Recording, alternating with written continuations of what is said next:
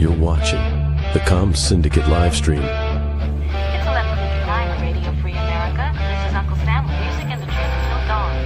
Right now, I've got a few words for some of our brothers and sisters in the occupied zone. The chair is against the walls. We'll do it live. We'll do it live. I'll write it and we'll do it live. All right, welcome to the live stream. So we've got Jared from 2 Alpha Solutions, and we've got, I guess, Drew from Terminal Element. He won't be able to join us because he's, I guess, deployed at a 2,400-acre wildfire in Idaho. So be careful out there, Drew, and we hope to catch up with you on the next one. And I think, hold on a second. Who is this? Yeah, it's funny. I have no idea who I am. All right.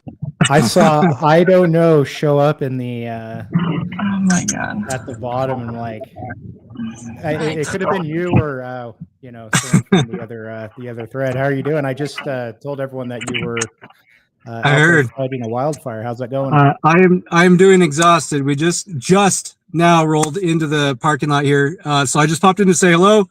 I'm really sorry I can't participate. My partner probably would murder me if I didn't help clean up. We've got a bunch of cleanup to do. As you might imagine, sitting on the side of a dusty road for 3/4 of a month. Yeah, there's a lot of work to be done to clean up here. So anyway, I just want to say hi, let you all know that I'm watching, and I'm really sorry to the viewers I won't be able to participate today, but No, you're good. I'm glad things are all right. So did you guys, is that wildfire? Is it, did you knock it back or what happened? No, fuck no. That fucker's exploding. It grew like 4 days ago. It was 2,000 acres. Now I think it's bumping up on 10,000 acres right now. We timed out. You can only do 21 days of work days with 2 travel days. And then you've got to make arrangements for like an R&R time. That's like max. You're actually only supposed to do 14, but, yeah, so we timed out. That's the thing, and we didn't really want to. You can drive home. I guess technically that's your rest day, and then you drive back. That's your second rest day. Nah, I got to see my family. So that makes sense. Well, get some much needed rest, and we'll definitely catch you on the next one. So yeah, I appreciate it. I'll be watching. All right, thanks, man. See ya. But yeah, actually that. I guess segues into, so we'll skip reading comments on JS8 call tonight. Neither of us really had time to set up a rig, so we'll definitely bring that back on the next episode when when Drew jumps on with us. And then Drew's our go-to guy for that. He really is, yeah. And I guess we're kind of coming up on a year of doing this channel, believe it or not, next month. Yeah. September coming up. That's awesome. September 20th, which is I didn't realize that until I logged into the channel to set all this up, and it gives you like a little notification that it's like it's your channel's birthday. It's like, oh, okay, well, wow. Cool. Let's see. So on this episode, we got a few things that we'll cover. One of them is your field exercise that you did with a group of guys, and so I thought that that was pretty cool, and it'll be a neat thing to talk about because it's just a practical use of comms. And then we're going to get into, is DMR considered real amateur radio? And that's going to segue into the state of ham radio culture, where I'm sure will upset some people. And then for current events, we've got the 3i Atlas Comet, and should we prepare for Project Bluebeam? So that's what we've got lined up for you guys. And then I guess let's jump into the field exercise that you guys did. So what exactly is it? What did you guys do? And how did you incorporate your comms into that? So we did a field exercise 2 weekends ago at my place in Pittsburgh, and that's our team photo. Minus one guy, he wasn't there yet. He didn't show up until the next day. He got stuck at work. But we come all from all over the East Coast. A guy flew in from Georgia, a guy from Eastern Pennsylvania, 2 guys from Ohio. I'm sorry, 2 guys from Ohio, 2 guys from Indiana, a guy that's local to the area to my place there. But yeah, so we get together a few times a year and just train on various things. And right now we've been hitting pretty heavy on comms. We all have the exact same radio. We all have the TYT MD390 pluses, and we have it all set up for analog and DMR and some encryption type stuff there too. So we I did like an that over. radio. That's a good radio, and it's got an IP rating. And I'm really happy with them. yeah, it's one that I usually, not all the time, but I take with me frequently out in the field. Right. I don't have any of the Anytone handhelds to compare it to. So I have an Anytone 578 Pro. It's a commercial version in the truck, and I'm having a hard time getting the encryption to work between that and the TYTs. Mhm. So I don't know if it's something I'm doing wrong. All the keys are all the same. So I don't know if it's a setting in the programming for the Anytone or for the TYTs, but right now I'm not able to get them to talk. So I'm slowly working on that. So But for we the use field exercise, what did you guys do? So we went out in the field. There was 3 teams. I was on one team. Me and him, we went across the river and set up an LPOP on the opposite side of the Ohio River. 2 of the teams were on the opposite side from us. One was up on top of a ridge line, and they set up a crossband repeat radio in the field. And then the other team. What radio did you use for that? TYT 9800. One of those. Oh, okay, the mobile unit. Yeah, the mobile unit. And then used a compact antenna for the antenna, raised it up in a tree. I made a ground plane kit for it. And it all breaks down really compact. And then the third team went down over the hill, and because they were so far down over the hill and the terrain is so steep, even though it was only less than a mile, they were not able to communicate back to the base at my place, at my house. Mm-hmm. So we had a guy sitting there all night on the radio. So that team down over the hill, Team Bravo, would have to use the crossband repeater to get back up over to the headquarters, to the house. So they would, because there was no line of sight. Right. So the team that was doing the relay, all they were responsible for was ensuring that crossband repeater that we set up remained functional throughout the night. Oh, cool. Yeah. So you guys did this for what, like 24 hours? It was a little less than 24 hours. Yeah. Probably closer to 18. We had some heat casualties in the beginning that we had to take care of and mitigate. It was hot and humid there. Not like it is down here, but people just aren't acclimated to that stuff. It was just. Have you had any issues with that mobile unit in that kind of climate? And the reason I ask is occasionally I'll talk to people who have either a 78 or 9800 and they'll turn it on and one day it stops working. I haven't had that issue with either of those radios. I have both, but and I've dragged them out to the desert with me in all kinds of places, and so far they've been pretty solid. But like even yard sale, he was telling us that he had a problem with, I think, his 9800. My brother has I think it's a 7800, and he had to do like a hard reset on it because it just stopped working. Okay. Any issues for you on that one? I have not had any issues with it. I haven't used it a whole lot, and I don't run it at full power either. So I don't know if that's an issue. So I don't know if running it at full power, if the finals are a little weak in those, they're not. I don't know. So I don't know if people are burning up finals or if it's just popping a fuse inside, an internal fuse, like happened to one of my TYT handhelds. Does that one have an internal fuse? I've never opened it. I'm sure it does. I haven't taken it apart, but I'm sure it does have an internal fuse in it. Yeah, so Yard Sale says his 9800 died, but he wasn't running it at full power. Full power, yeah. Yeah. So, yeah, I don't know. I haven't run mine I don't run mine at full power either. When I go out to Fairview P, I'm trying to go next month, but I'm going to take that radio with me and see if I can. I don't know if I'll be able to hit a repeater from Dixie Valley or not. Probably not, because I think there's a peak in the way. But it doesn't matter. I'm just going to roll with my HF kit mostly anyway. But I don't know. I've seen a lot of people say, give mixed feedback on like the 78 9800, and I think it's a good radio. I just I don't know. I'm scared one day I'm going to turn it on and it's not going to work. Right. Yeah, I've heard that a lot, that people have problems with them just not turning on one day. Right.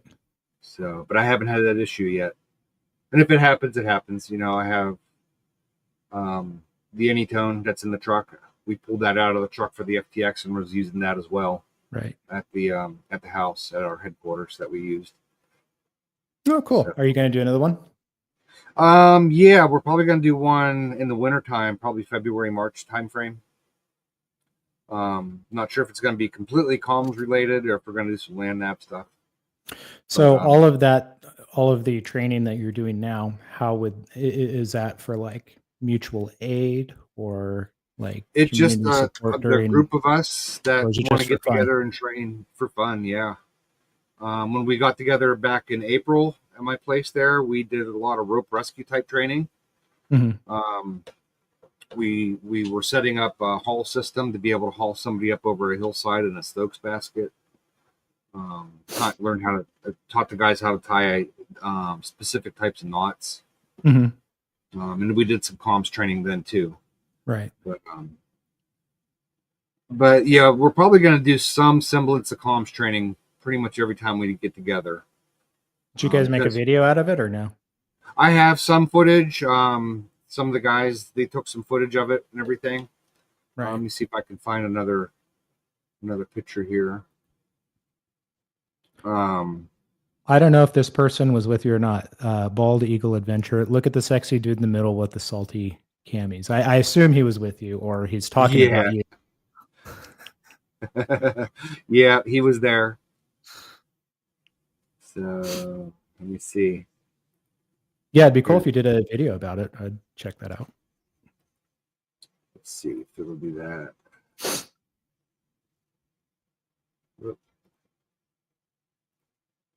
So there's Bald Eagle Adventure right there. Oh, cool. You guys are all kitted out and everything. Yeah, we were all kitted out and everything. And then no tiger stripes like John from Alpha Charlie Concepts? No, I don't think anybody had tiger stripes on. Mine's just t-shirt and jeans. So I'm pretty civilian. So yeah.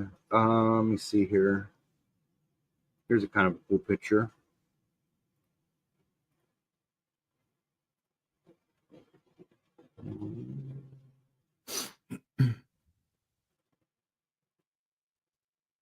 I sent them up on a pretty steep hill, ridge line, and there was a really steep hill to get up there, so I wore them out. What's the elevation there? It's about 1,150 feet or so. So yeah, it's I did that Mount Rose hike like 2 weeks ago, and that damn near killed me. Yeah. Because I had I didn't take as much stuff with me as I do when I'm just going out to the desert. I think my pack was like, I don't know. Oh, hang on. Let's see. Swish Outdoors and Survival has a video on it. Okay, cool. Yeah. So if you guys want to see that, go on his channel. Go check that out. Yeah. Yeah. And there's our friend Alpha Charlie Concepts. I'm sure he's probably wearing tiger stripes right now. Absolutely.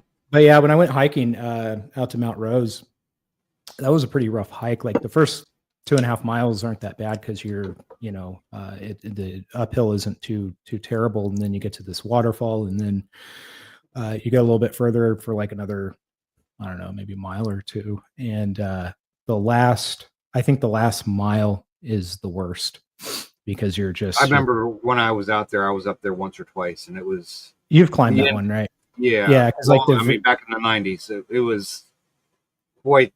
was quite steep. Yeah, the very end of it, you're like climbing up this steep hill to get to the summit, and it's like all loose rocks, and it's everywhere. I think I only had about 40 or maybe 45 pounds in my bag, and that was enough to Yeah.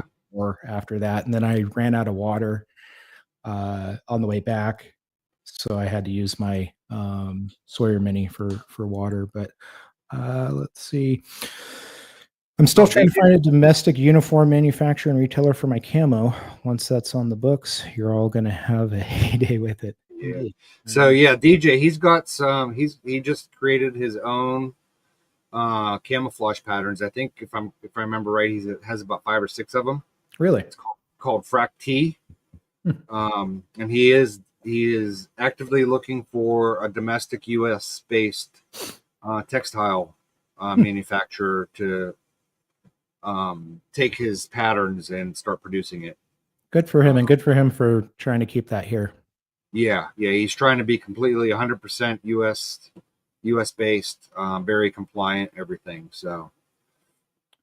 And Alpha Charlie says, "Sorry, I couldn't join tonight. No worries, sir. We'll catch you on the next one. And you've always got an open invitation, just like all the other folks that have been on with us. But I guess we could probably jump into our. Let me add one more thing. Oh, we sure. had we had our comms plan the entire time we were out there.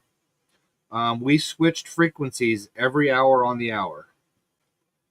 And then every team had a specific time slot throughout that hour just to check in with headquarters. So everybody automatically on the new hour switched to the new frequency. What happens if you miss your comms window? Do you just move on? We would send the A10s in and just burn, just burn it to the ground. Yeah. That's right. So, but no, I don't think anybody missed the comms window except for me and the guy that I was with, Steve, because we went to bed about 1 o'clock that morning, and we didn't wake up until like 6:30 in the morning. Oh wow! Well, that sounds like a lot of fun. Yeah, we had a good time. But yeah, everybody had a comms window to check in at 15 after, half past, and quarter till. Mm-hmm. And then everybody automatically on the hour switched to the next frequency. So we had everything spelled out. That's cool. Yeah. So it worked pretty well.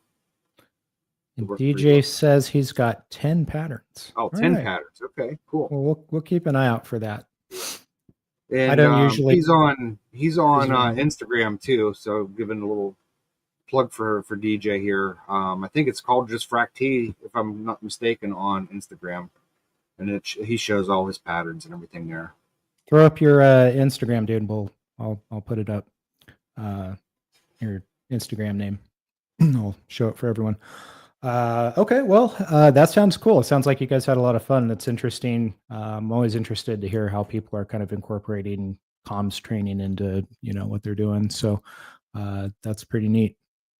So I guess our first topic, really, though, for amateur radio is DMR, and I blame you for getting me back into this. I had started to kind of get into DMR like a couple of years ago, and then I put it off because I just got really distracted, and then those radios just kind of sat on the shelf. But I have the same one that you've got, the MD 390, and I like that one. I have the predecessor too, although that one has, I think, like 128-bit encryption. It doesn't have 256, but right.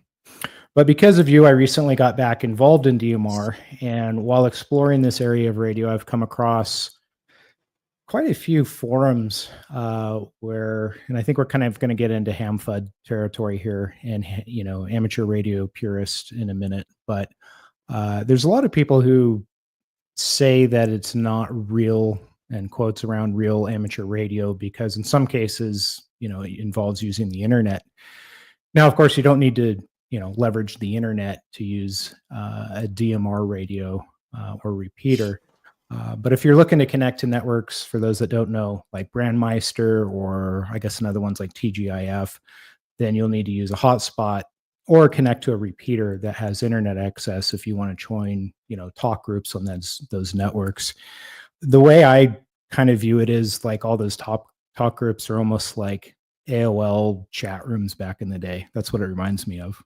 But But I don't know. Do you think, what's your opinion on this? Do you think that it's still real amateur radio when you, even if you're leveraging the internet, or, are you siding with, I don't know, the ham radio purists that think it can only be RF to be real amateur radio? So I just got back into radio, 5 years ago now, 4 years ago, I don't remember. And I started off being that purist. Really? That it's not real radio. Yeah, I didn't have any interest in it. I just wanted to do HF and sideband work and some 2-meter type stuff, So, but then in the past year or so, year and a half, getting my group together kind of started to kind of change my mindset of it a little bit. And I thought it would be really cool to be able to have a radio system to where we could just pick up a radio and I can talk to my buddy in Indiana or down in Georgia as soon as these guys get their licenses. But so that kind of changed my mindset. So is it radio in the purest form? Probably not, but I'm still using radio to go to a repeater or to a hotspot. Right. So Yeah, I have mine. I've kind of really relaxed my mindset on it a lot. I have mine. Yeah. Well, you and I have talked over DMR, but I have mine set up through a hotspot, and it was a little expensive. And you can certainly do this much cheaper, but I went through, and this is not a advertisement for anyone. It's just something that I did, but I went through Bridgecom to kind of get their plug and play package. So they give you an Anytone radio. There's a couple different flavors to choose from, their hotspot, and a code plug. And I was like, okay, cool. I mean, to me, it was worth the money. It was expensive. It was worth the money to me to pay for it because I have too many other things going on right now. And I really didn't want to spend like 2 or 3 days just on the struggle bus trying to put all this shit together, even though, I mean, I know how to do it. I didn't want to spend the time. So that was kind of worth it. Actually, before I continue, Mauser says the 9800 has some missing Zener diodes by design. You can get a surface mount solder shop to put them in place to regulate the voltage to the audio chips. I did not know that. I did not know that either. Says basically the audio chips are fed too much voltage. So are you saying that that's what causes it to, I guess, freeze up, which is what I've heard people say about that radio, and before they have to do a reset? Yeah, I mean, it sounds logical. But anyway, one argument I've kind of read about causing them to burn out over time. Okay, well, that's good to know. Yeah.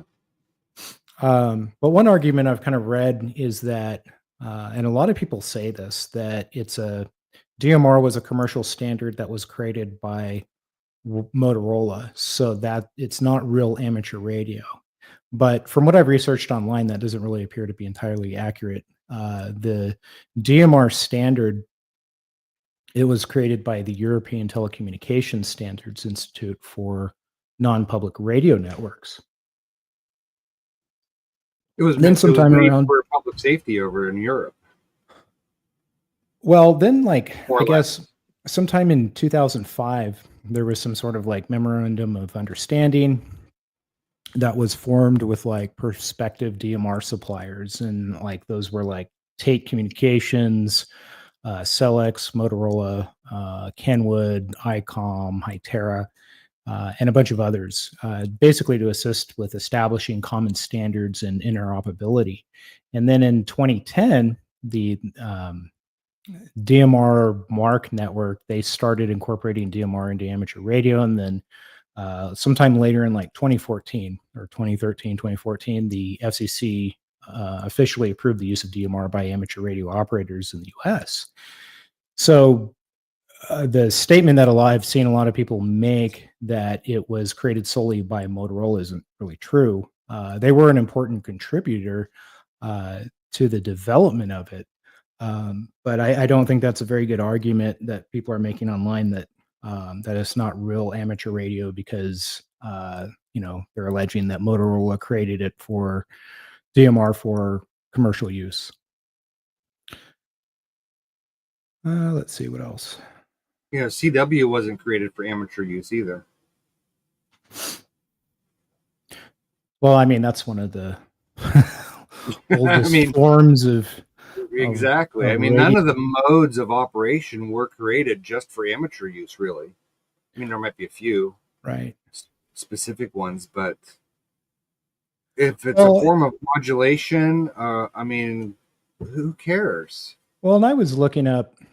It's going to segue into our next topic about ham culture, because this is kind of one of those issues that comes up where people beat you over the head with it and like to argue with you. But let me see. Let me pull up my next slide here.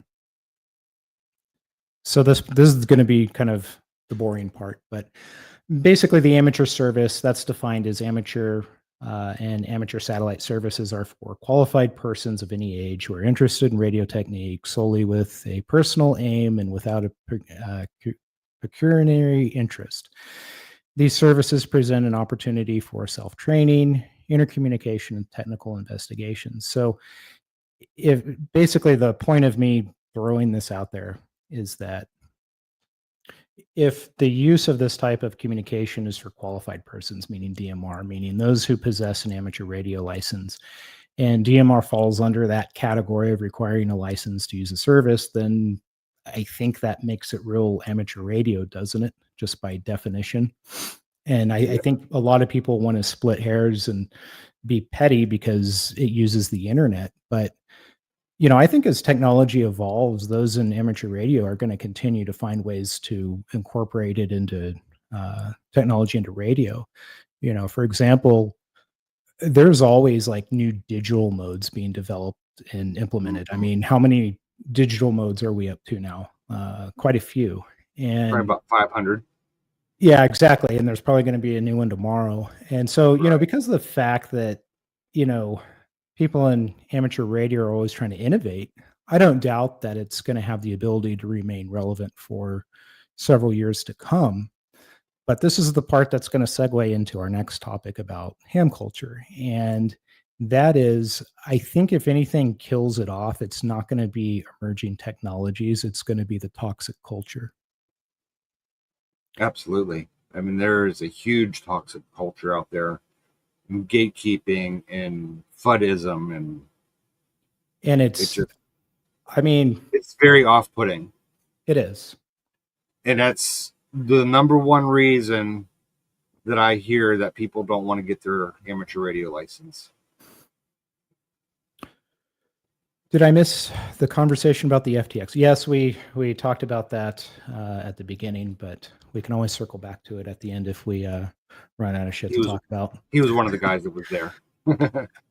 If you were there, you may have been in a picture we showed. So, but there's a lot of different factions in amateur radio. You've got hobbyists, preppers, and for whatever reason, this next part's controversial, but emergency communications or backup communications, if you want to, the wannabe, I want to help, but don't want to really do anything and get off my ass types.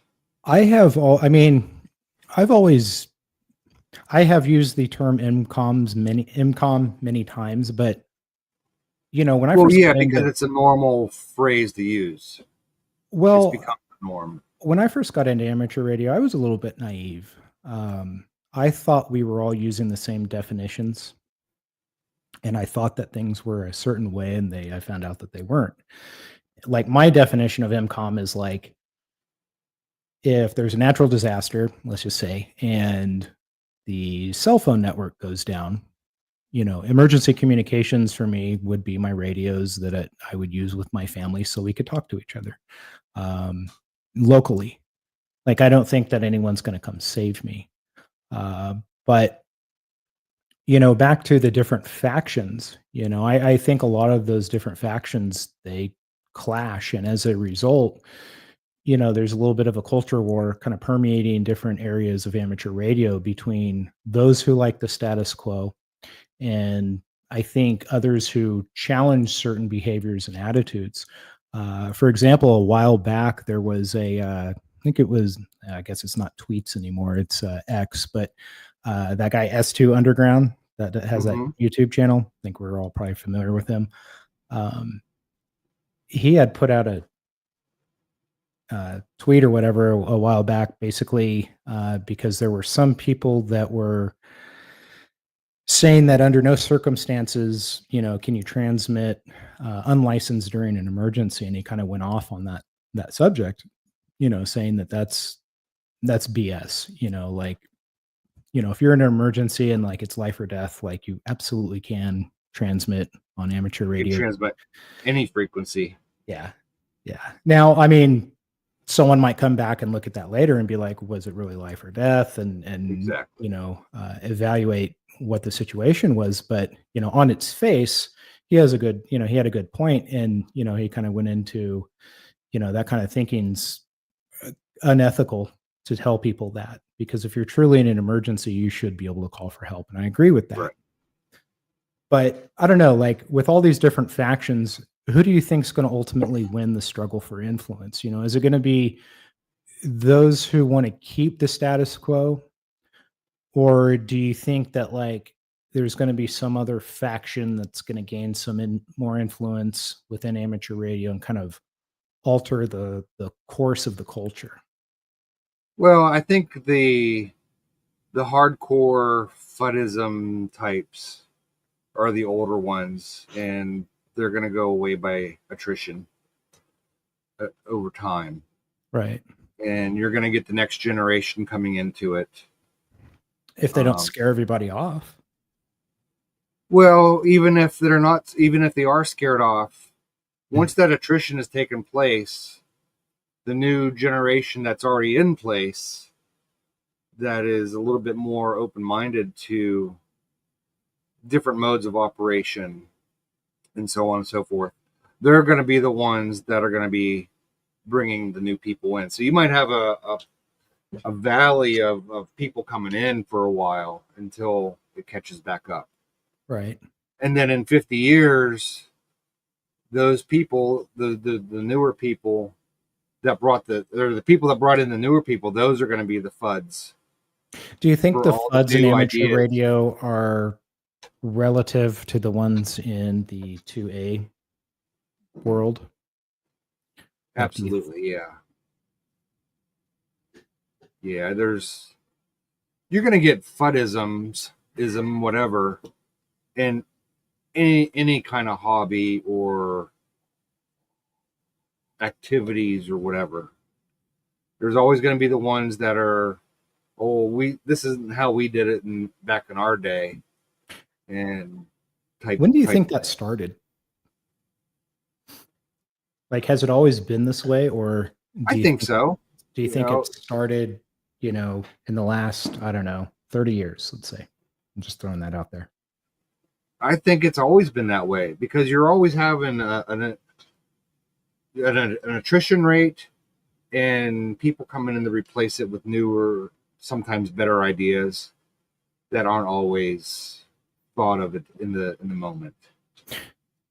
When I first got into just like the hardcore AM guys, there were some hardcore AM guys, right, that are still so hardcore AM guys that they don't ever talk FM or sideband or anything. All they ever do is AM. Because that's why I brought up the DMR thing, because, you know, it's stupid, but like there's people that are getting into arguments online about DMR not being real amateur radio, or, you know, CW being the only real pure form of amateur radio. Just stupid arguments. Right. I mean, if that's how you think, don't talk on DMR. Well, or you just know, operate strictly on CW or whatever, you know, right. You don't have to participate just because it's there. Well, when I first got into amateur radio, like one of the first things that I learned about, or was told about rather, was this idea of like Elmers. For those who, you know, don't know, it's basically, you know, a mentor or like a teacher that kind of helps guide you and support you. You know, if you're not as experienced in amateur radio. They're supposed to kind of help you along. And the more I learned about the different cliques within amateur radio, the more I guess I started to wonder, where are all these Elmers I keep hearing about? Because most of the people I was encountering were unfortunately eager to criticize, your gear or, tell you what you're doing wrong, but not really motivated to help in a constructive way, in my opinion. They don't like And, your Baofeng because it has spurious emissions. I did a video about that a long time ago, and some of them, there was someone that did like a paper on it, and I talked about it in a video, and like some of them do, and some of them don't have, as high as spurious emissions, and that was several years ago, and I think they've probably gotten better now, but that is one argument that people will, use as a cudgel on you. Is But I think people, especially the Fuddism types, they hear that term, spurious emissions, from somebody else, and all they're doing is regurgitating that terminology right. without actually knowing the technology behind it and the theory behind it. And if they actually knew what spurious emissions was and the standards behind it, and what's permitted and not permitted, it's a spurious emission as long as it's negative 40 dB below the noise, the signal noise ratio. It's fine. It's whenever it starts approaching that 40 and becoming 39 dB, 38 dB, is whenever it starts to become the problem. Those are standards set in place, right? And I think most of even the Baofengs are below 40 dB. Yeah, there have been a lot of people who have bench tested those, and I guess you could probably get some mixed results. I don't know what the QA standards are over at Baofeng, Right. but my Motorola XTS 5000 has spurious emissions. They're probably down around negative 80 dB, but they're still there. They're still spurious emissions. They're not going to do anything. Right. It's just the filtering that they put in the radios, or the lack of filtering. I don't know. Do you think this idea of Elmer's is dead?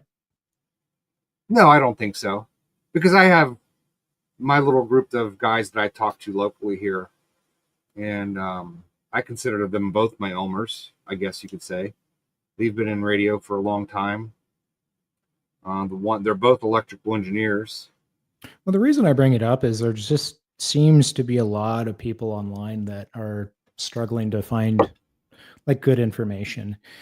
And so, I think a problem is when people aren't able to find, let's say an Elmer and a mentor, or just someone that's even knowledgeable about amateur radio or GMRS in real life. They go looking for information and advice online. And I think that's kind of natural. Unfortunately, not all, but some of the people you find in the various online forums are some of the most toxic people you're going to encounter. And I think for a lot of new people who don't get very much support, either real life or online, they get pretty discouraged fairly quickly because they're siloed, and it's like you can't really find anyone in real life. And then, I've heard people going to like ham clubs, local ham clubs and stuff like that, and just having terrible experiences.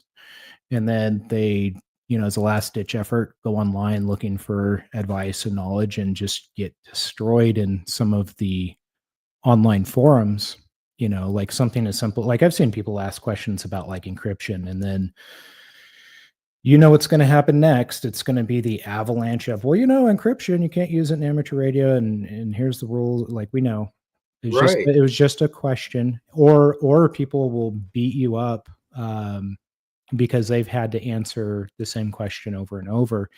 And it's like, if you're going to be a mentor, I got to take a pause here real quick, Sure. Terrence. I have storms coming in. I have to disconnect my antennas. Okay, go ahead. I'll be right back. I'm going to turn my camera off. All right. I'm going to keep going then. But I think just because, like if you want to be a mentor to somebody, I think that, you have to accept the fact that you're going to have to answer the same questions over and over. I get the same questions asked on all kinds of topics on my videos that I post.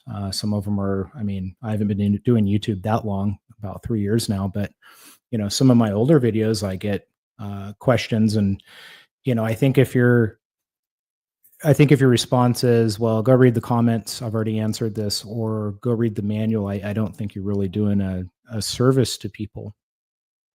And, not that I'm a mentor to anybody or anything, but I do my best to share the little bit of knowledge that I do know about certain topics. Certainly not an expert by any stretch of the imagination, but I do try to help people when I can. And I just see a lot of people that, I don't know, they just get upset about, the smallest things. But I don't know. I'll throw it out to, while Jared's disconnecting his antennas, is there anyone in the comments that has anything to say about this?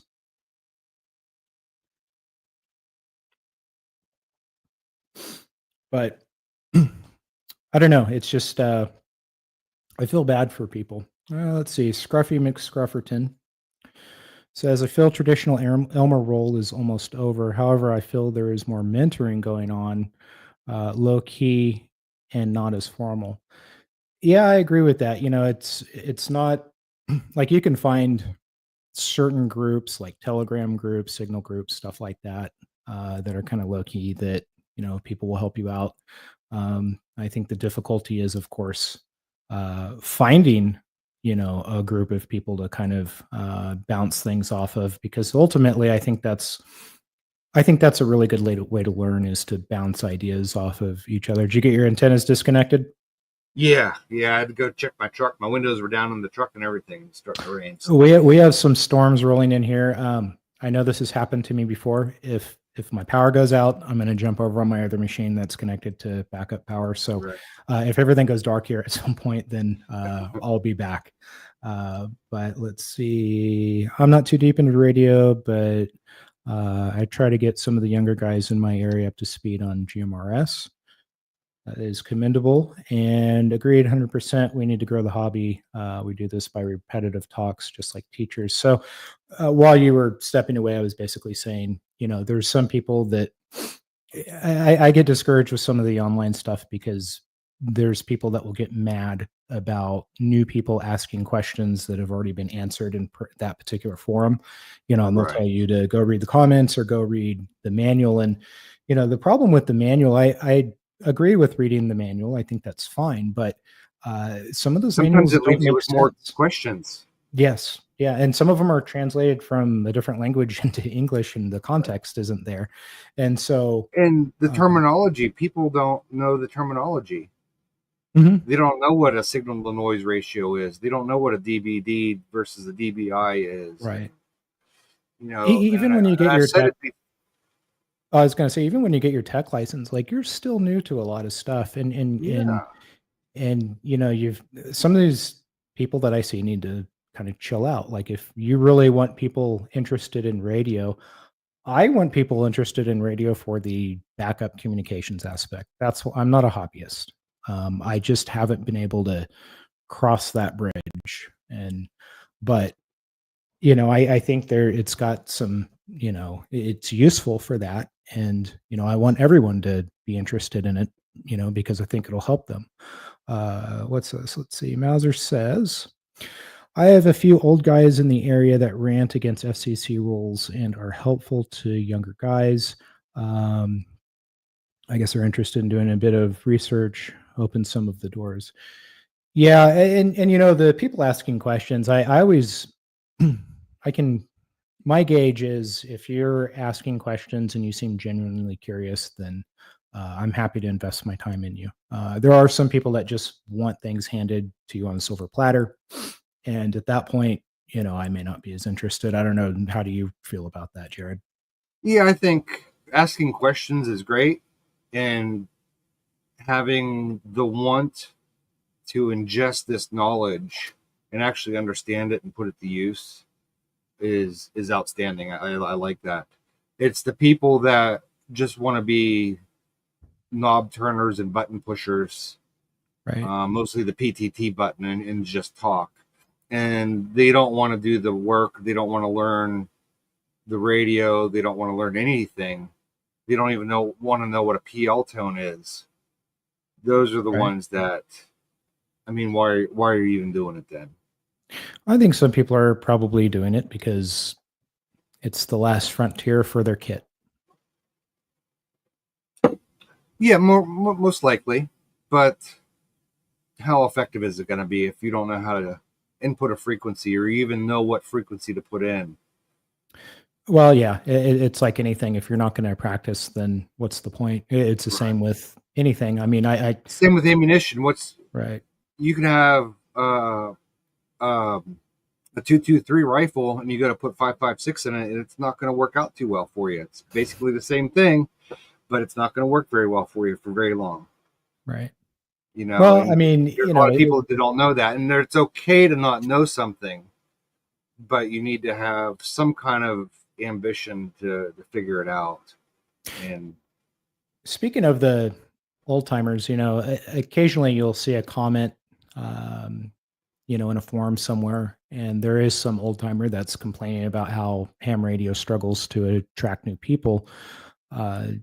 Unfortunately, it seems to me like a lot of people who complain about that, they're the ones that are kind of the most resistant to change.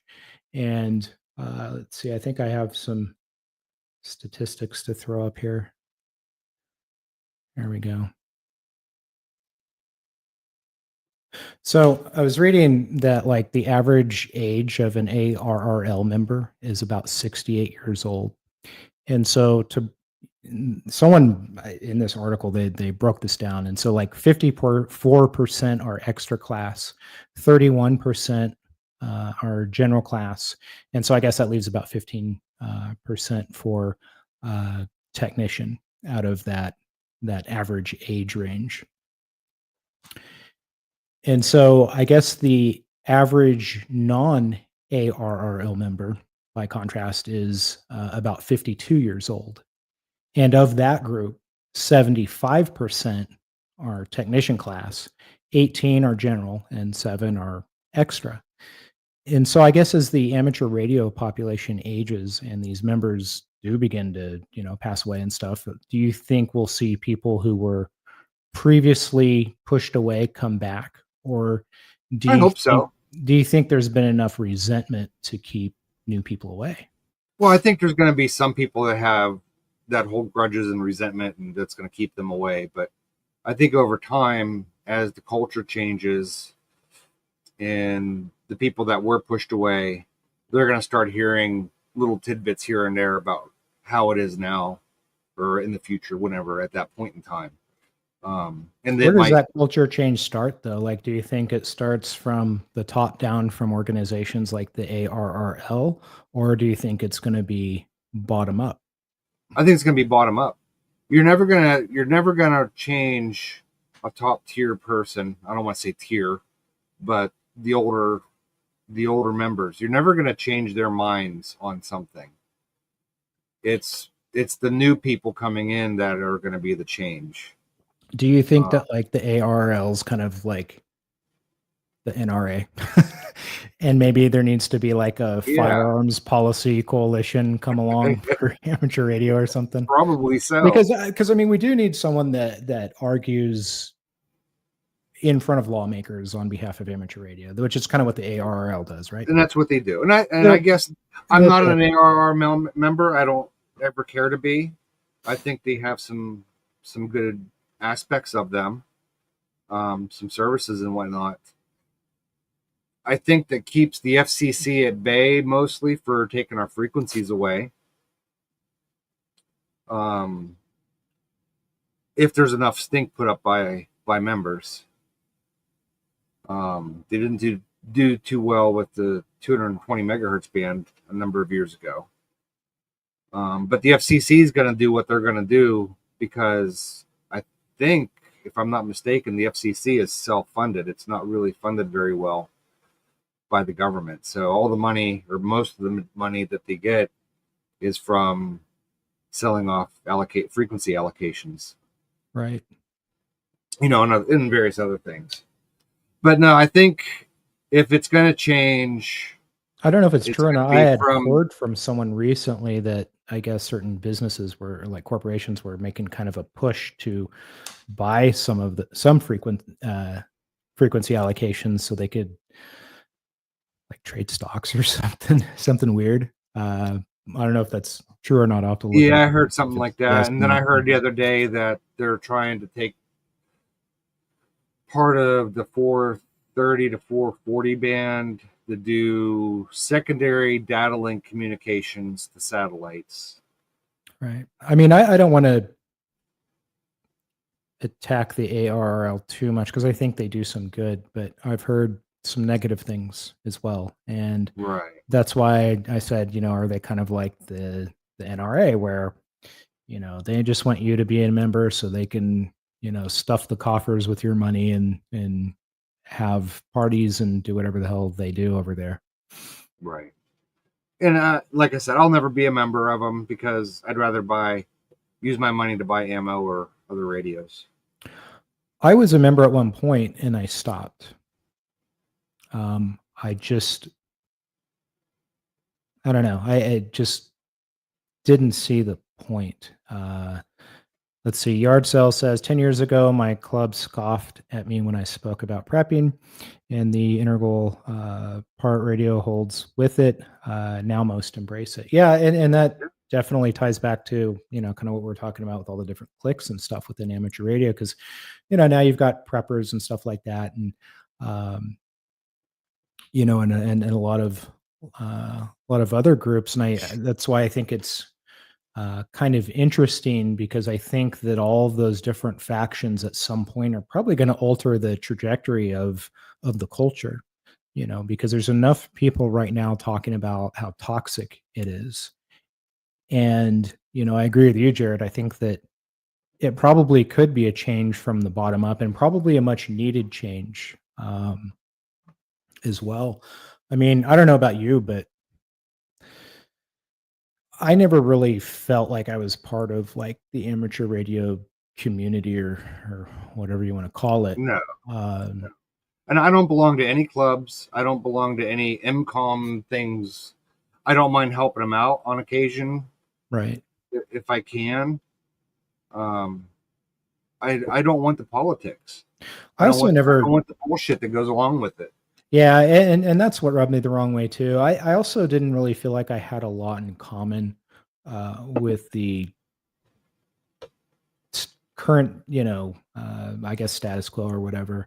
The more, this is gonna sound shitty, but like the more I listen to people talking on repeaters or HF, the more I'm pushed away from the culture.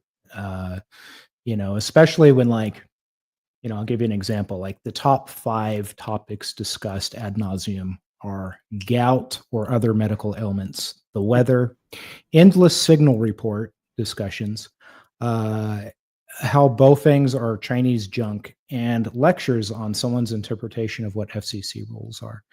And I don't want to be part of any of that shit. I don't either. And I don't want to be a dick, but like I know for many people, amateur radio, it's a hobby, and that includes these conversations. I get it. But lately, when I hear a couple of hams talking, I've been finding myself thinking, please stop talking about your gout, how all your friends have the gout. Then you want to check your signal report, to ensure your transmission is 5x9. For some reason, everyone's transmission is 5x9. You ever notice that? Even the most, every single one. Even the ones that are intelligible, it's like, how is that possible? I'm straining to hear you. Because people don't understand what a signal report is. You want to make sure your transmission's, coming in clear so everyone can hear about the details of your current prostate issues. And then there's guys that'll tie up like entire repeaters talking about their medical ailments. I don't get it. And then lecture you on how they've been a ham for 40 years right before berating someone's gear choice. And then,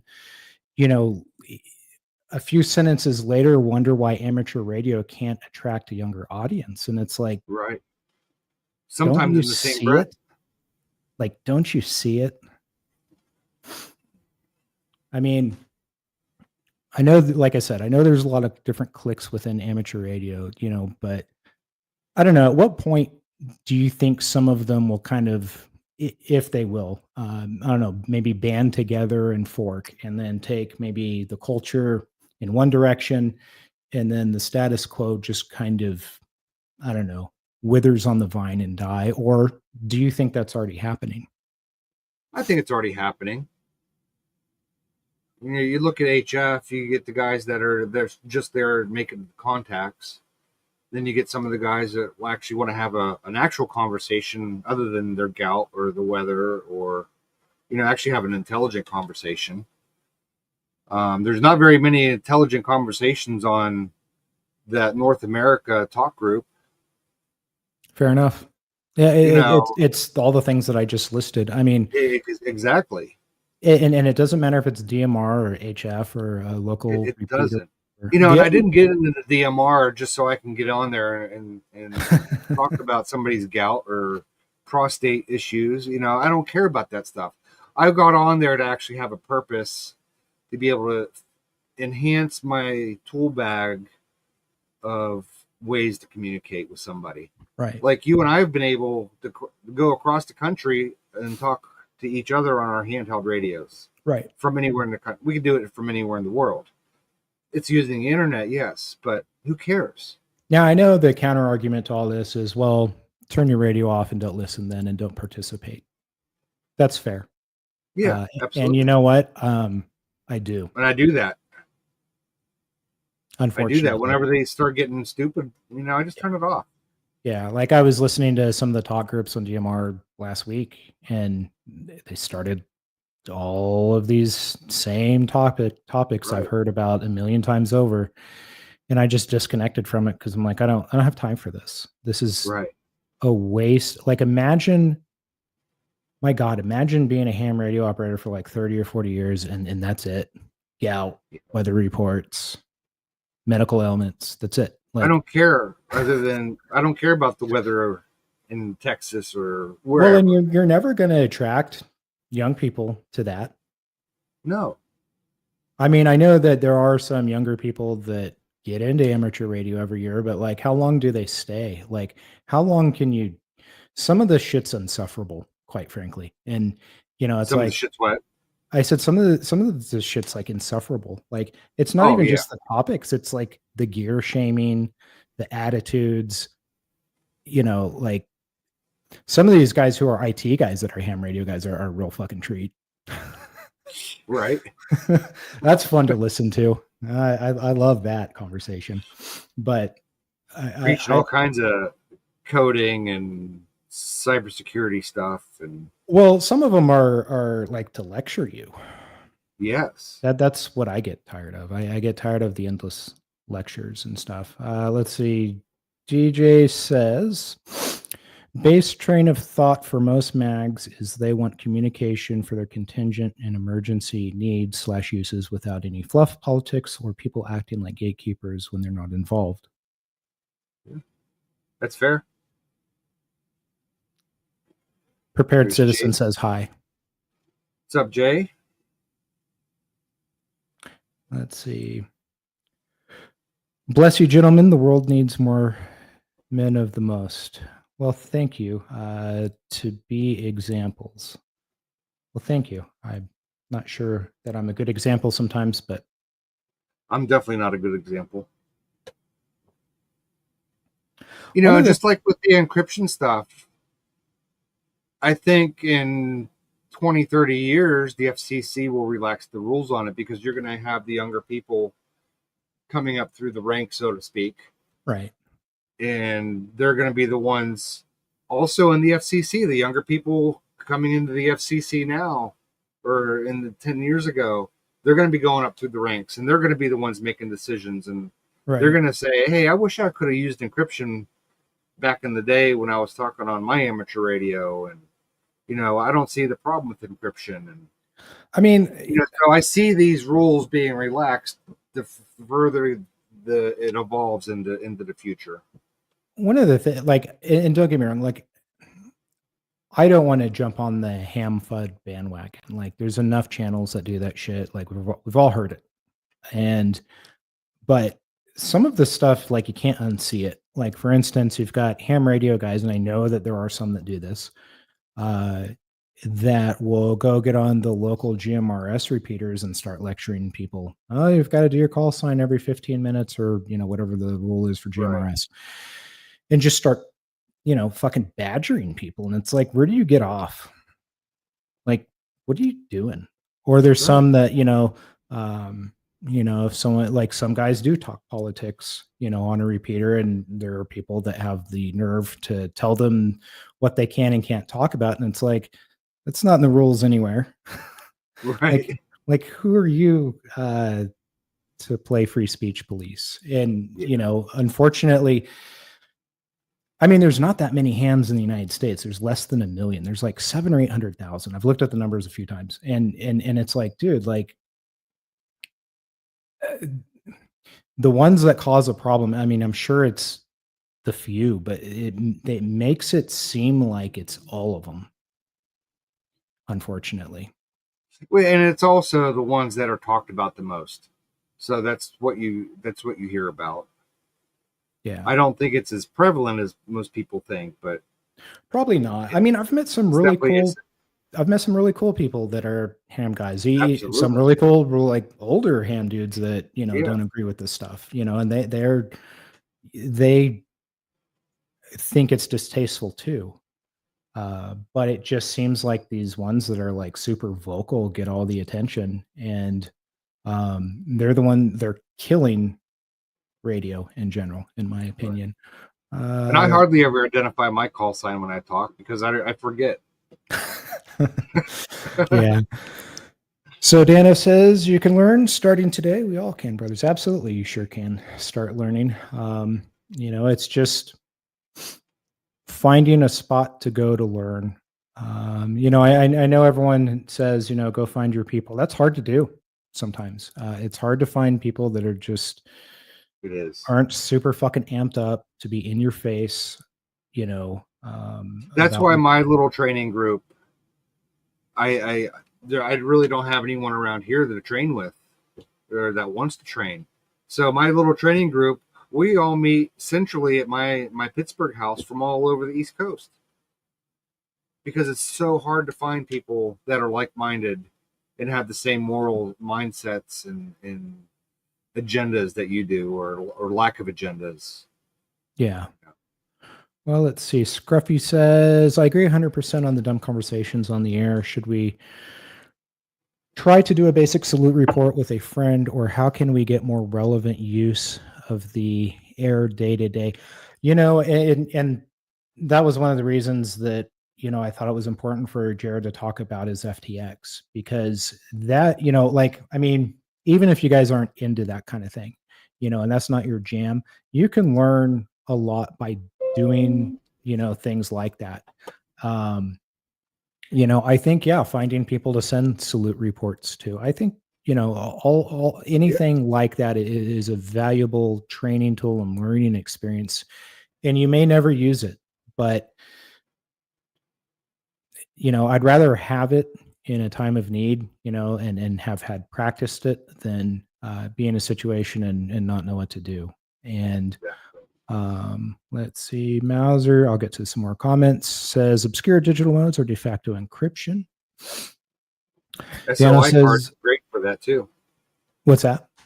SOI cards are great for that too. You have different associations for terms and words.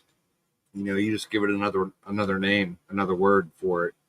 Dano says, I've been in S1, S2, 3, 4, but S6 wasn't my jam. I need to improve.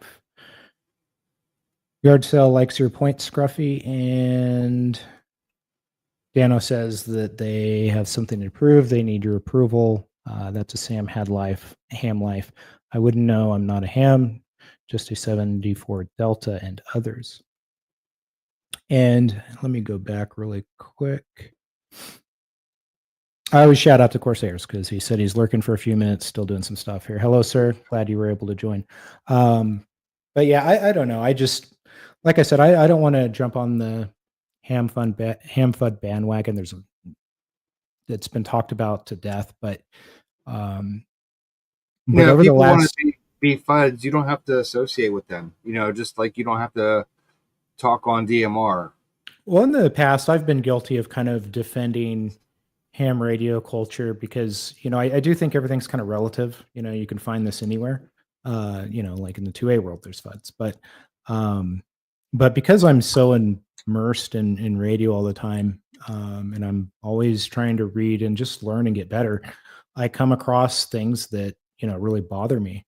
And, the last few weeks, like I've just been listening to DMR and people in HF and stuff and just kind of carry on with this kind of stuff. And, it's like I would have thought after all the talk the last few years about this stuff, we'd be kind of past it, but we're not. I think it just incubates it and exacerbates it, makes it worse. Well, and also, if you keep bringing up a subject enough, it never goes away. But, I think that I wanted to bring it up tonight because I think we're kind of at the point where we need to kind of fork. I don't know how to do that. I don't have a solution as to how that's going to happen. I think it'll probably be groups that just kind of form their own, I don't know, underground subgroup, maybe.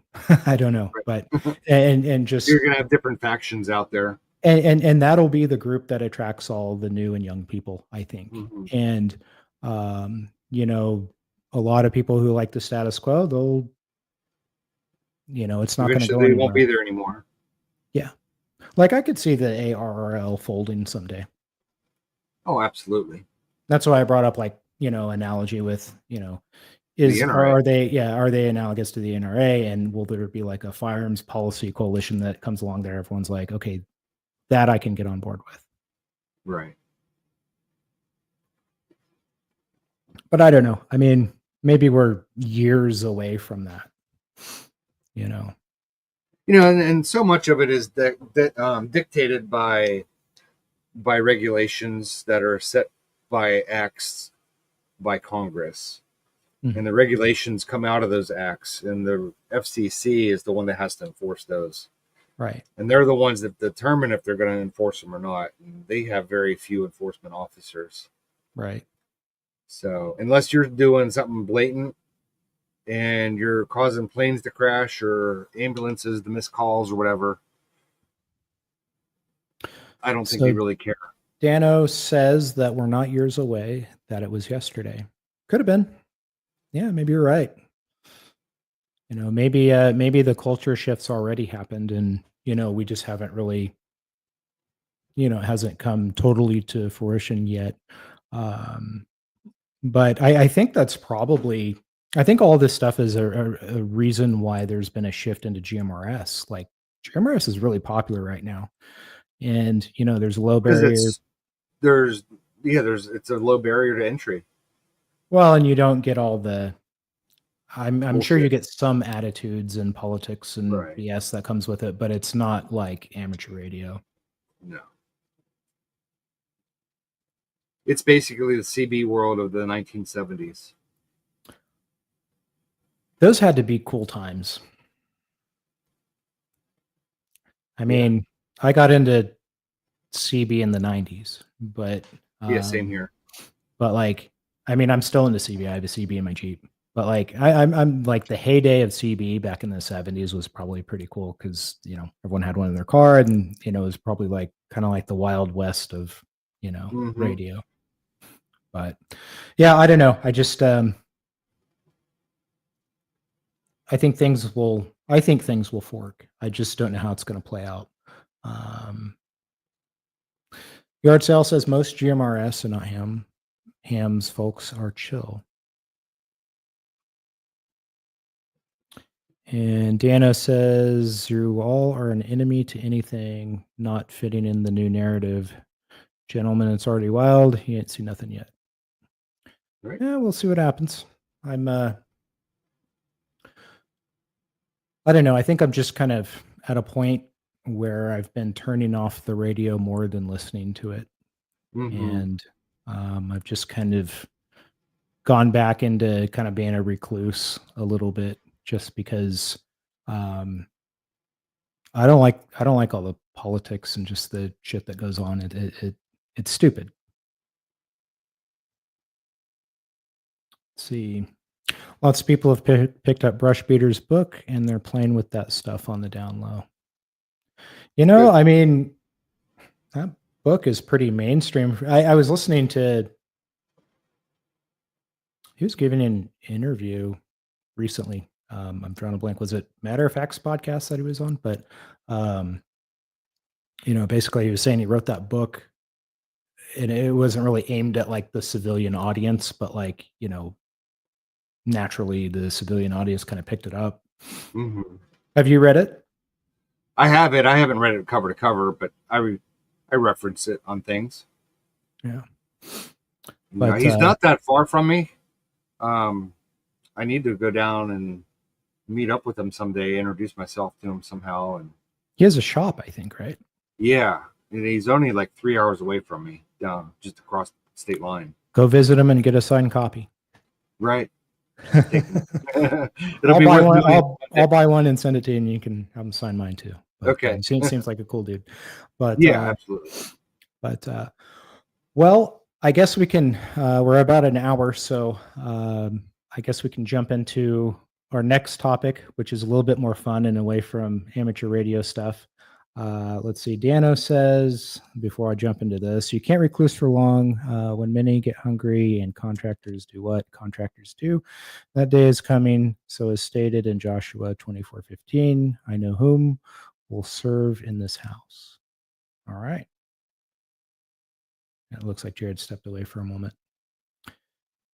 Yeah, I think you're right. You can't really recess back into your own devices for very long. I agree with that. Sometimes it's good though.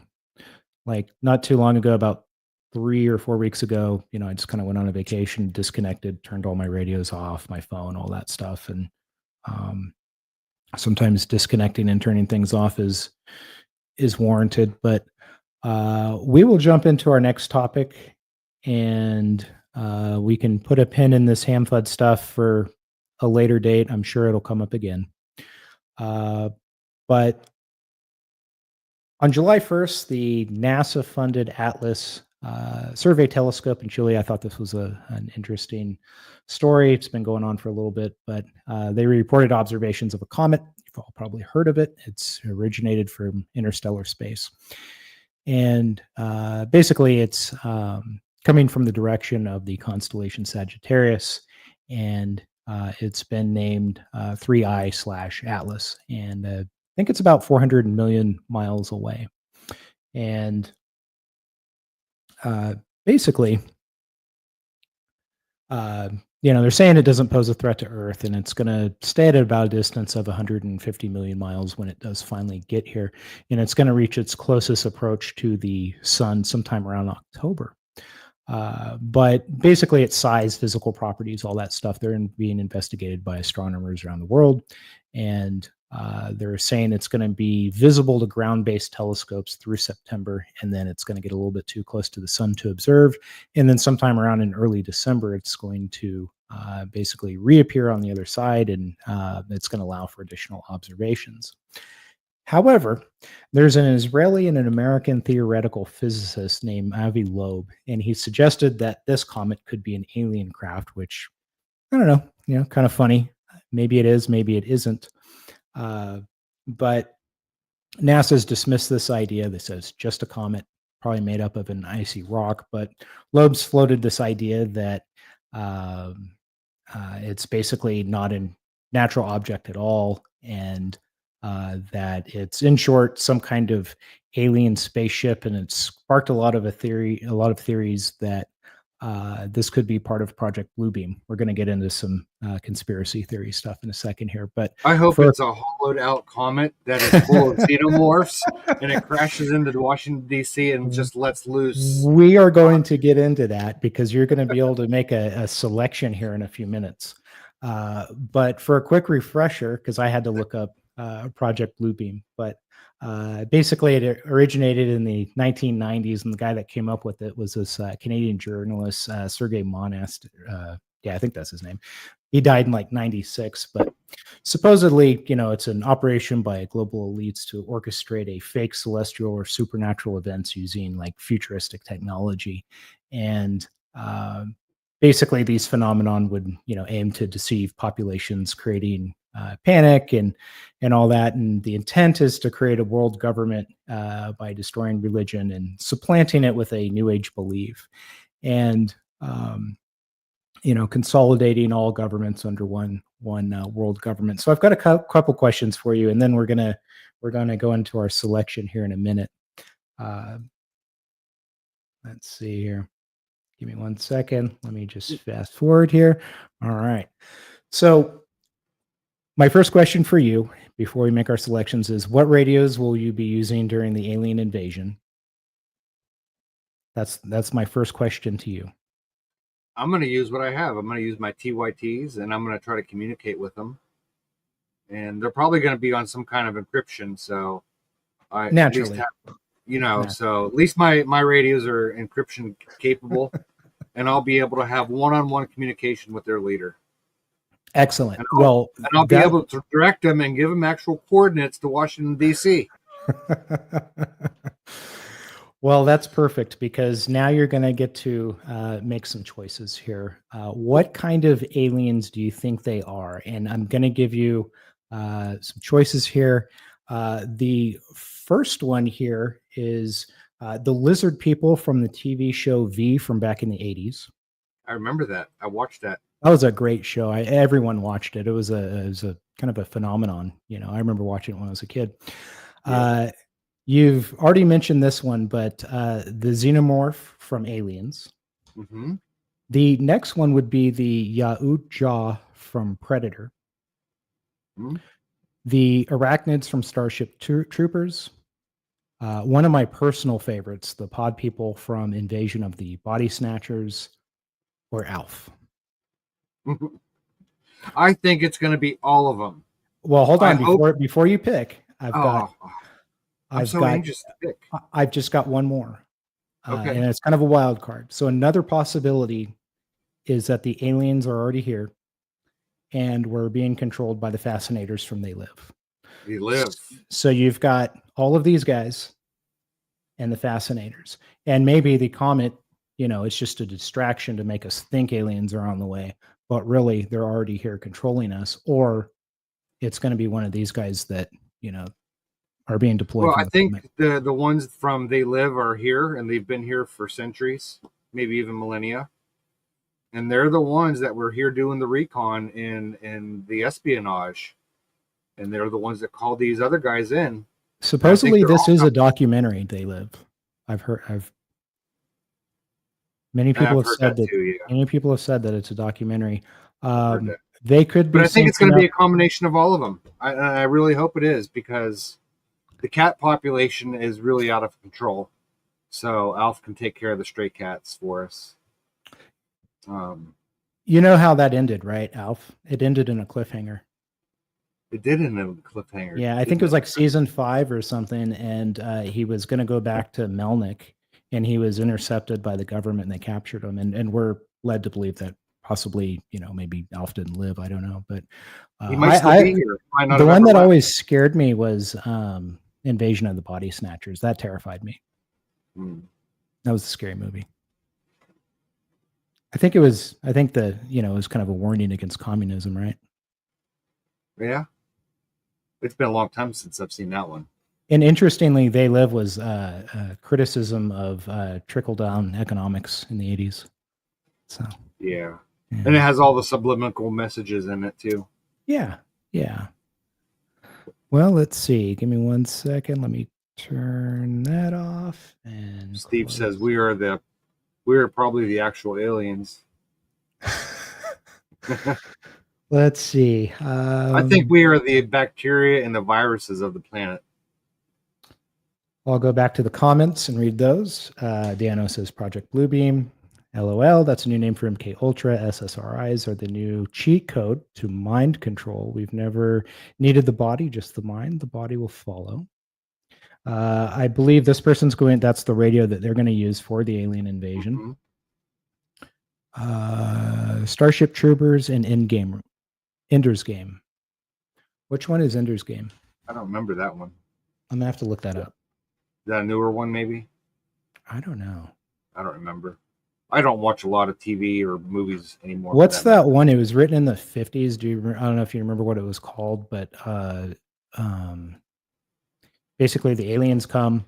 They're actually giant demon-looking things, and they basically take all of the kids from the planet, and then they absorb them into like the collective, and just kind of leave everyone to die out, and then they destroy Earth. I forgot what that movie's called, but it was a book, I think, that was written in the 50s. Super interesting. Let's see. It looks like we've got a vote for They Live, one of my personal, probably my favorite. I really think They Live is already here. I think that's the espionage faction of it. They Live is my favorite sci-fi movie. And then let's see, we've got Alf and DJ Donald Trump have the same haircut. Do they? I guess they kind of do. Let's go back. At least the same killer skin. Let's see here.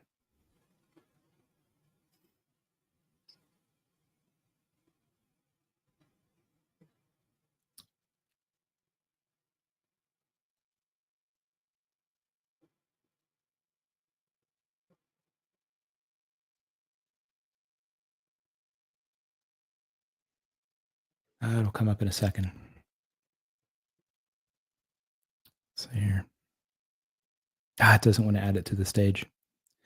It's buffering. That's okay. Right. I'm looking at it. It does look like they have very similar haircuts. Yeah. It's similar pretty skin damn tone, similar haircuts. Pretty damn close. Yeah. But Alf has Kamala Harris's nose. What do you think it'd be like if she was the president right now? What do you think would be happening? I don't even know if I can imagine. I think we would have been taken over already. By whom? The world. Do you think that there would be, you think we'd be seeing some like overseas conflicts? Like, do you think like China would have been like, let's take Taiwan? Or do you think that possible? I don't know. Do you think it would have mattered? I don't think I think China's on their own timetable. Yeah. I think they're on their own timetable. I don't think they're ready to take Taiwan. I don't know. I really don't know what it would have been like. It's not great right now as it is. Did you think it would be? I think people, I don't want to say people. I think I was hopeful.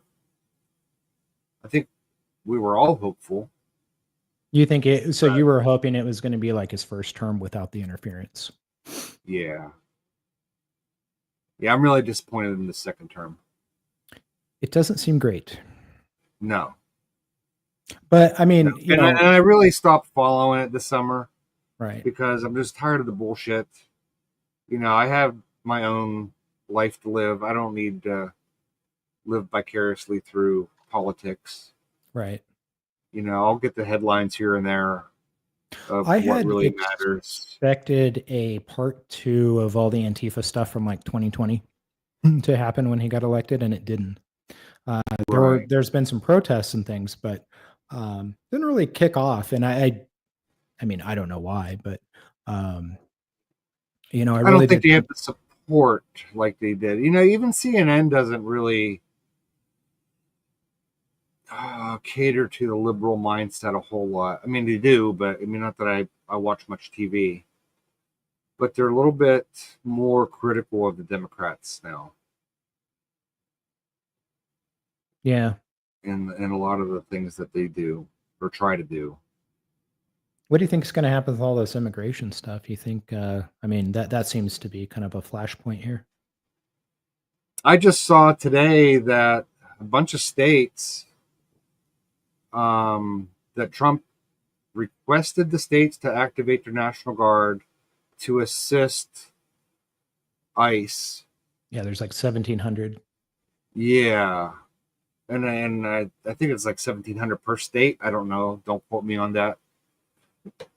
But they're not going to actually be in the actual enforcement of it. They're going to be more of the processing and administrative part of it to free up the ICE agents to be able to do their enforcement. Right. Is all it is. Which is nothing new. They've No. been doing that for years. Right. Yeah, that part didn't really alarm me. It's but it does seem like anti-ICE protests are kind of picking up.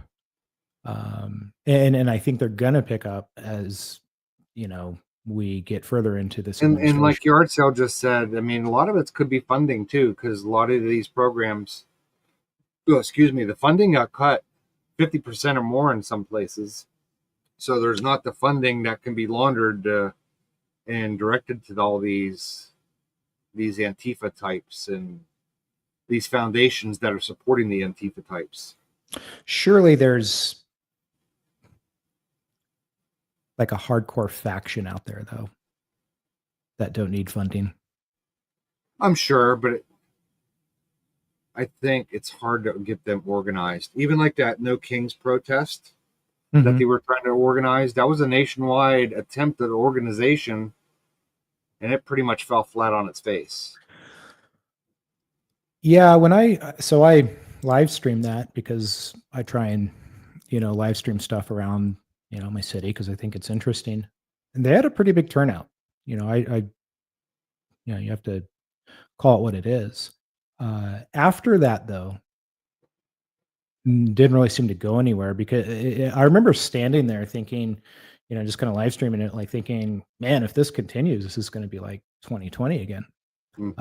But for whatever reason, like their support just fell off a cliff, and I'm not sure what happened there. I thought that was interesting too.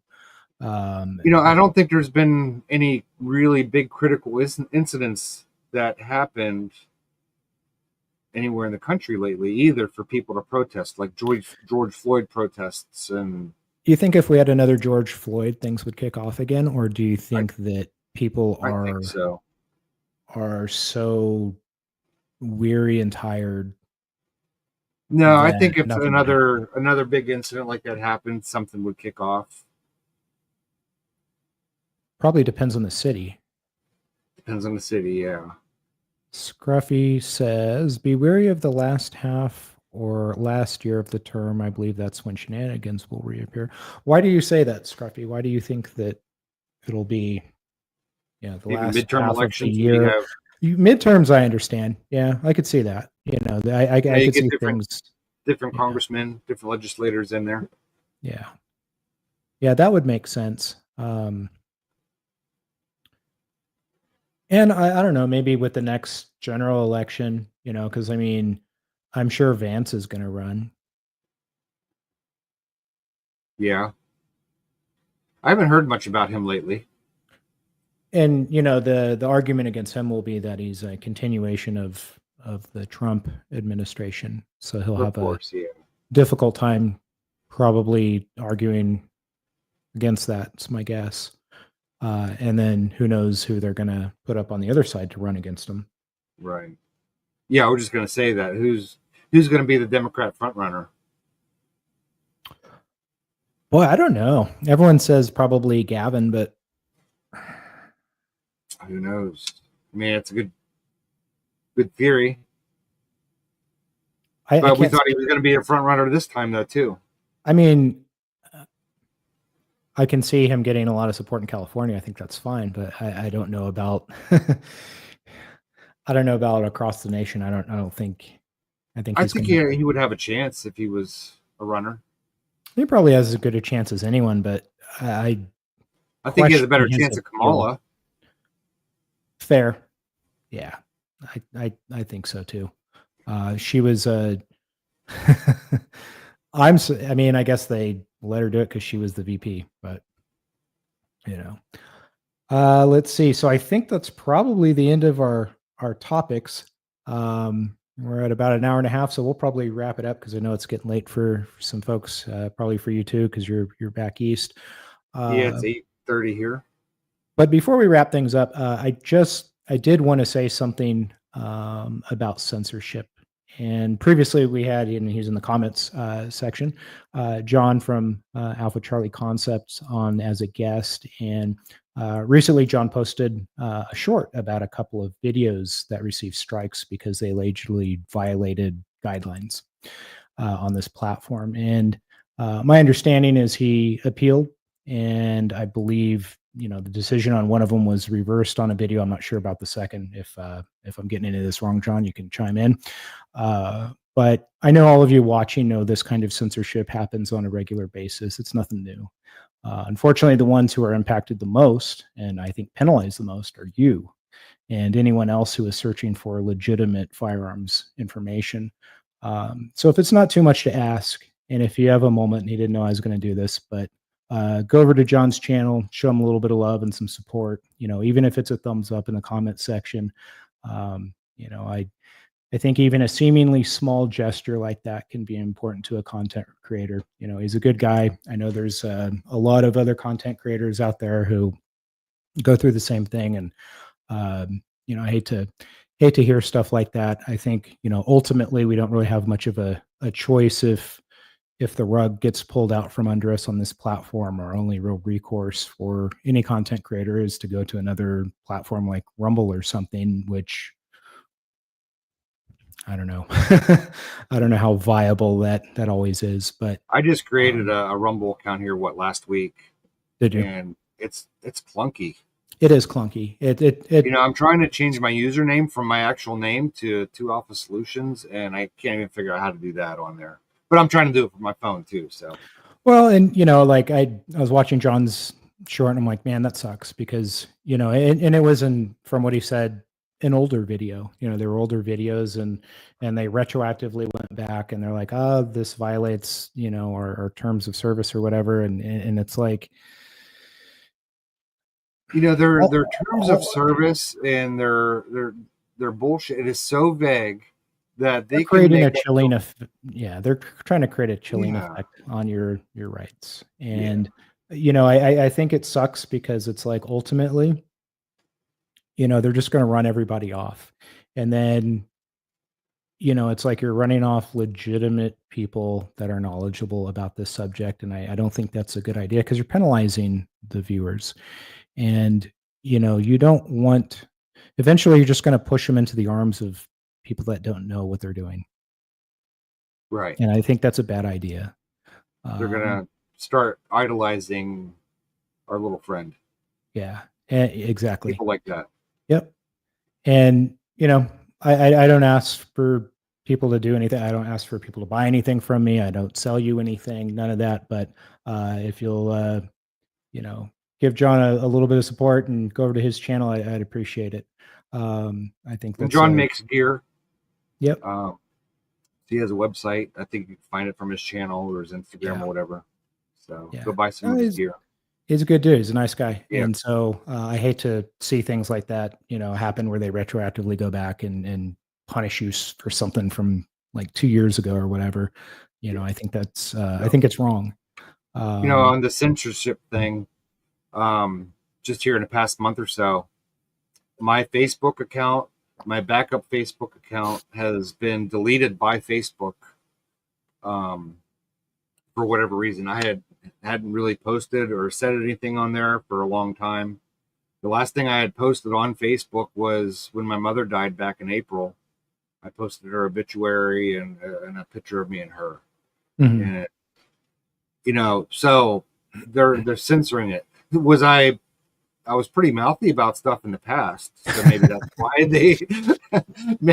why they deleted my account. But they deleted my backup account, and then I tried to make a new account, and within 3 days they deleted that one too. So, and there was absolutely nothing on it.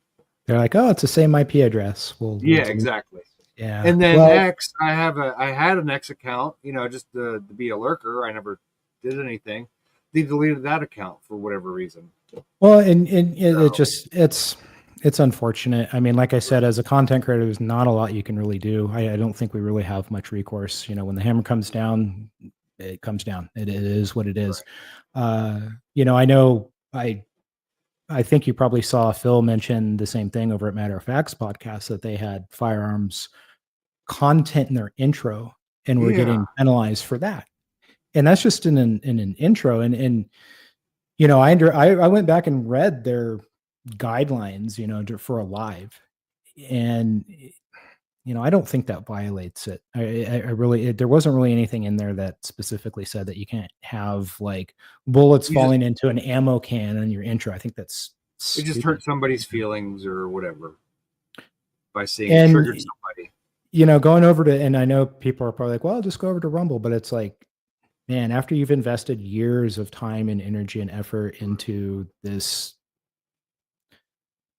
grind of YouTube, you know, it's really hard to take that content and migrate it over.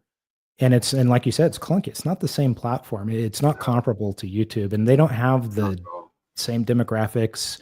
It's not the same. Someday it might be. Maybe if enough people go over there, maybe that's another thing where Right. culture forks. You know, I don't and- know that they have the funds to make it what YouTube is. And their app isn't that great. Their app needs redesigned. It does. Their app has. They problems. need to invest in their company a little bit to make it a competition for YouTube. Yeah. But, you know, again, for those watching, like I said, I don't push anything on you guys. I don't ask anything. I'm not selling you anything. But if you do care about these channels and their content, please, you know, show them some love. You know, that goes for Jared, Drew over at Terminal Element, Taylor at Rant Strategies, Phil at Matter of Facts Podcasts, and certainly John at Alfred Charlie Concepts. And forgive me, you know, if I've missed anyone, but Go check you out know. DJ Metalhead Mercenaries channel. Absolutely. You know, He does a lot of live talks on his channel. Check out his Instagram for his Fractee camo patterns. It's all licensed. absolutely. So You know, there's enough pie on the internet for everybody, and you know, everyone. You know, I want, you know, everyone to flourish and do well. I just really hate when, you know, I hear stories where, you know, they come down on you on a video or something like that. That's, you know, because you're now, you know, you're in a situation, if you're the content creator, you're always looking over your shoulder. You know, when's the next one going to be? So, you know, and I'm getting to the point where I almost want to create my own server and just have my videos downloaded, uploaded, whatever, to my own website and have my own server for it. But yeah. it takes infrastructure and it takes money on my end to do that. One of the things, you know, I mean, that's why I like doing this so much. I love doing the Com Syndicate because I get to talk to other content creators like you and Drew, and we, you know, have everybody else on, and it's fun. But you don't get that if you're siloed. No, and you would be. I don't know if pigeonhole is the right word, but if you do it from your own website, you're really isolating yourself from. That could be taken down too. I mean, I've met people who have had their sites taken down by the service provider, Yeah, by the web host, or the web hoster. Yeah. You know, because if you get enough people that complain on you, or if they've got the knives out for you, right, there's nowhere to hide. You know, nothing's really safe. But you know, like I said, you know, show these guys some love if you're inclined to. Would appreciate it. With that, I guess we'll wrap it up. Is there anything that I don't know you want to close out with? I don't know. Don't be a FUD. In the firearms or radio community. Exactly. You know, someday whenever I get off my ass, I'm going to have my website up and going, and I would like to sell radios and accessories and firearm parts, you know, but my normal everyday job is just insane this time of year. It does slow down a little bit in the wintertime, but right. I guess if I would make it more of a priority and stop watching other people's videos, I'd have more time to do that. But you have a lot of really great personal and professional experience. It's too bad you can't talk about more of it in public. I always feel that I don't talk well by myself. I don't talk well by myself on camera. And I'm my own worst critic. I don't feel that I can put two words together half the time by myself. You know, it's easier when I have interaction like on these live streams. Yeah, we both made it on here because I think I'm my own worst critic too. I Yeah, exactly. And I agonize just need to over get over that videos. fact and just start freaking making videos and talking about stuff. But the other thing is the time consumption of editing is because I suck at it. I have all these grand ideas and I'm trying to make it into something that I have in my mind and I can't do it and I get frustrated. And the next thing I know, I have 16 hours into a 5-minute video. You I was know, talking to another content creator Saturday. He calls me up occasionally. We chat, and he said that he's like he was talking to another guy who's trying to make a channel, and he's like people just overthink things, and we're all guilty of that. But you just got to do it. You just got to create the videos and get them out there. Like, look, I have great ideas for videos. I have probably a list of them on my phone and on various notepads around. But look, I got a lot of videos. It doesn't go any further than that. And at least half of them are cringe. I know they are. They're not good. They're not great. But you've got to get through the cringe stuff, and I know that to get to really good videos, to get to good content, and like. That's just kind of been my take on it is, I'm going to make some real garbage and I'm going to get roasted for it. And it's fine, but it's part of that progression. Eventually you're going to get to a point where, I think you have to really make like 50 or more videos just to kind of like get into a little bit of a groove to figure out what the hell you're doing. And then after that, you can get some better bearings on how to move forward. And like I said, that's my take on it. Just make the videos and get them out there. And, that's how you get to the, across that valley, to the better, to making really good videos, the ones that you want to make that are in your head that you think that, you want to, and then I watch my videos that I make, or at least some of the raw footage. And I look at myself and listen to myself. I'm like, damn, I have the personality of a freaking rock. Nobody's gonna listen to this shit. I had someone try and push me into doing more lives when I first started doing, like on my first 2 or 3 videos. I'm like, no way.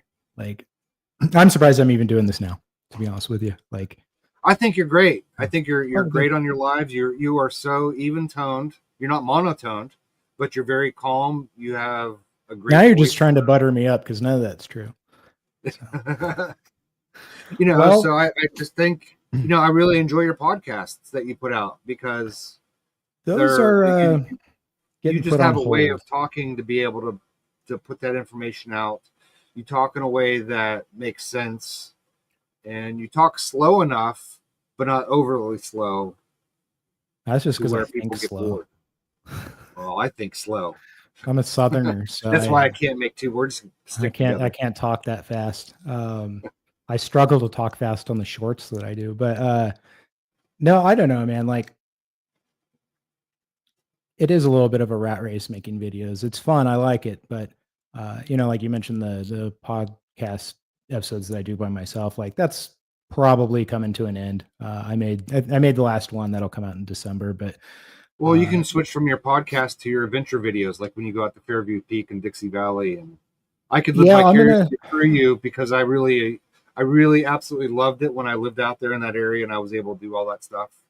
I'm going to go next month. I'm going to take my CZ 75 compact, my SKS chest rig. I'm going to travel light, bring water. It'll be kind of a Jeep video. Right. That one won't come. I don't know when I'll release that one. Right now I've got things scheduled till December. So I can't release it now, but I'm going to try and find the hang gliding pictures I have of me from up there at Fairview Peak. I'm going to try and find that tank that's out there. Yeah. That's up there north. Dude, when I was hiking Mount Rose, when I got to the summit, because we're 10,000 feet up or whatever, there were people hang gliding and like parachuting and shit. It was like one guy was hang gliding like 50 feet above me. Like he was like that close. I was like, I would not have expected that. Because that overlooks Carson City area, right? Yeah. Is it Carson? Well, you can see all of Reno. You can see Lake Tahoe, and then I forget what it's on the other side. But yeah.